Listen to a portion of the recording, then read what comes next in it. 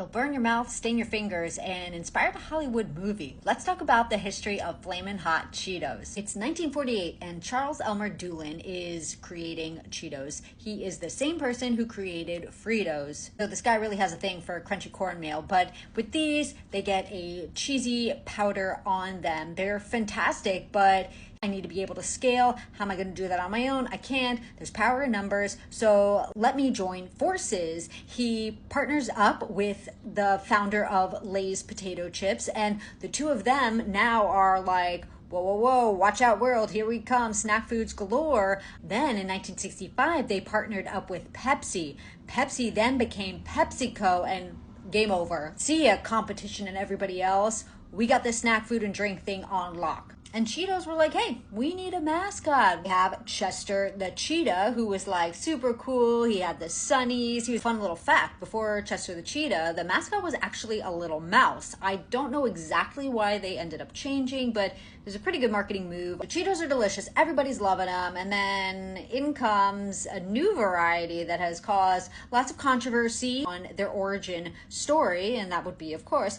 Flamin' Hot Cheetos. So they were developed in the 80s in Frito-Lay's R&D test kitchen. And in 1992, they rolled out nationally. Now, there's a janitor who works there. His name is Richard Montañez. He's like, wow, so glad you guys like my invention. So he goes out and starts telling everybody that he came up with Flamin' Hot, and he starts going on a whole circuit. He is speaking at all of these events. He's got a book. And everybody's like, wow, this is so inspirational. We love this. And then Frito-Lay is like, excuse me, Richard, so that didn't happen. He's like, what? What do you mean? Of course it happened. My wife and I were at home. We made our own kind of Cheetos, and we were thinking about elote, and we put our own seasoning on them. And then I came to you guys, and I gave you kind of a presentation and told you about it.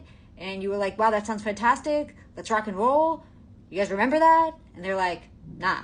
So there was like a whole investigation done by a writer at the LA Times. And the conclusion was that he didn't create it, but they did give him credit for really marketing it to the Latino community. Flash forward, and Eva Longoria directs a movie called Flamin' Hot, and it's based kind of on the story of Richard Montañez. And let me know, who do you think really created it? And in 2024, Flamin' Hot became then like a full product line. Fritos, Funyuns, even Mountain Dew. Has anybody tried that? And if you want to learn more about the history of Flamin' Hot Cheetos, you can check out this episode on YouTube at the I Am Sprung channel, or you can listen as a podcast wherever you get your podcast. Just search for Sprung on Food.